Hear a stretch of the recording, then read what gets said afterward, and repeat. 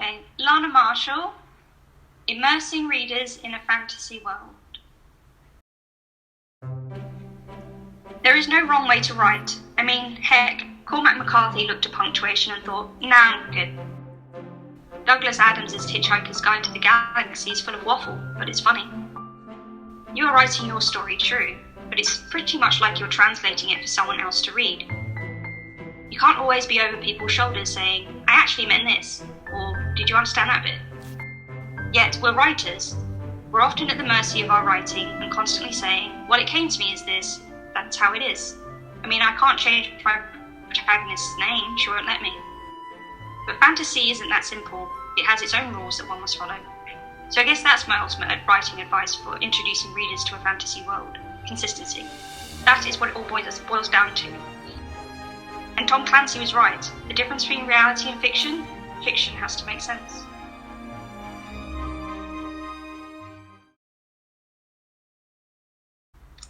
I've always enjoyed essay writing, and I was always quite good at it at school. I really liked pinning down the minutiae of things. But when it comes to my writing, I think it really helps with trying to work out what it is I'm trying to tell in a story. If I can pin down the theme and break it apart and work out the nuances in it, I can work out how it is I want to translate it across a page, and where there are inconsistencies in my own story, where it might contradict itself, and work on fixing that to make this story work, as it were, as it's supposed to. I wouldn't want to create a story with a family theme and then have it undercut itself with something that kind of ruins that. Does that make sense?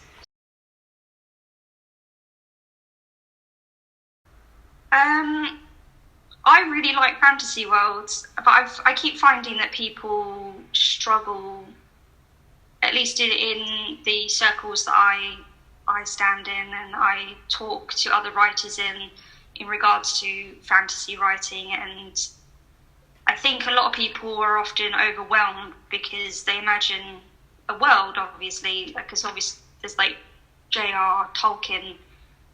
He created languages and an entire world, and then there's the Cosmere universe by Brandon Sanderson, and he's got lots of interlinking things. So people imagine like a whole planet that they have to picture and create, and every little function and every little cog and every little wheel.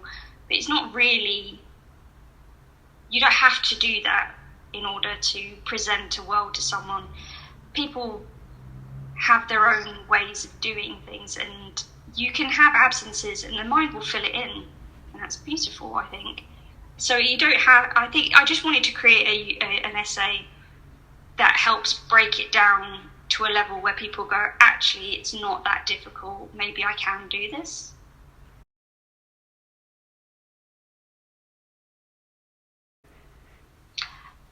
Well, I often write essays from a very personal point of view, and that's because I like to write essays to answer questions that I wish I had had answers to back when I started writing. I imagine there's quite a few people that have tackled the subjects that I write essays about, but I like to go in a different direction because I feel like sometimes those essays don't answer the question that I'm looking for, because, well, it's me, it's past me that I'm trying to help with these queries. So my advice would be to look at your work now and see if there's a question that you might have had that you have managed to answer. Because a lot of writing advice that you find online is very generic, it's very umbrella, in order to capture the widest audience. I write essays to answer questions that I had when I started as an amateur writer, because a lot of the questions that I had and I was trying to find answers for were very generic, they were very umbrella, They were trying to capture as many people as they could. And I just felt that wasn't quite hitting the mark. And sometimes the essay writing that I do can be more of an affirmation for myself. Like, yes, I did learn this. This is okay. And it's just to have it in writing to say that, yes, this is okay. It feels good for me. And I imagine that it feels good for other people to hear that you're allowed to do this and you're allowed to make these choices in your writing. Because writing, unfortunately, can be quite elite and there's a snobbery that sometimes comes with it. So I don't think there's any shame in saying this is the answer to the question that I asked.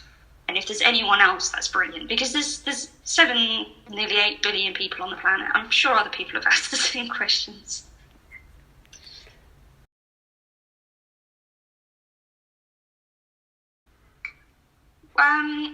With essay writing, I tend to stick to a very generic format as the backbone of the essay. So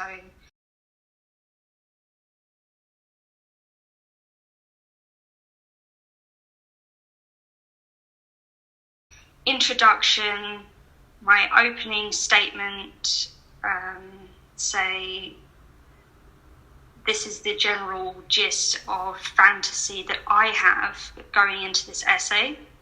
This is then built upon with further research. And then sometimes, if necessary, there are counter arguments that I would then put in. And then I would work my way between the to and fro of them, maybe break down what I'm learning as we're going through the essay, and then come to a conclusion. But one of the best pieces of advice for clarity that I ever received was at school from my history teacher. And he said, we printed off one of my history essays, and he said, if I were to chuck all these pieces of paper in the air, would you know, if I picked up a random piece of paper, would you know what it is that this essay is about? If I were to read a random paragraph, would you be able to tell what the title of the essay is? So I think for me that was probably the best piece of advice, because I have been known to ramble.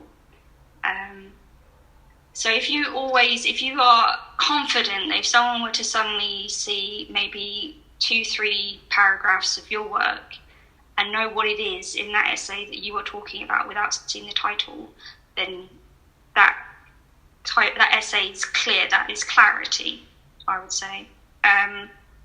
But also with essay writing, I think because I've also written formal essays and informal essays, with the Thanet Writers, because I'm talking more personably, I would say that it's more informal. And people generally like more informal essays, especially when it comes to something like a creative project, such as creative writing. And there isn't any shame in writing I, we, using those sort of pronouns, adding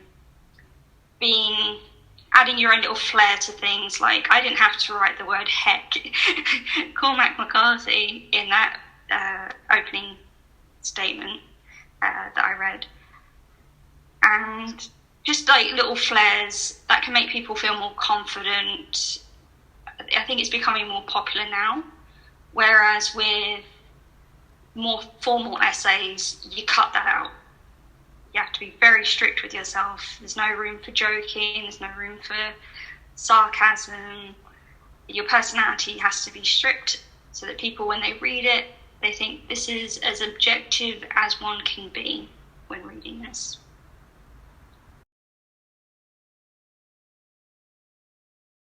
I really enjoyed, I think the first one. I think I generally prefer the first one, but I think Mockingjay I also liked, and I know a lot of people didn't like it, and they didn't like how certain things happened. I think like with the love triangle, I didn't really care about the love triangle, but the fact that certain things that happened that people didn't like, I actually thought worked for the story. because it's not a happy-go-lucky story at all. It's traumatic in every page, so it kind of made sense.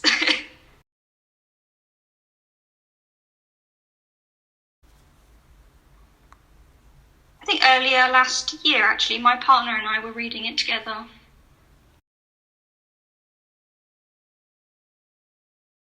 Yeah, I have a new website, lannahmarshalls.art.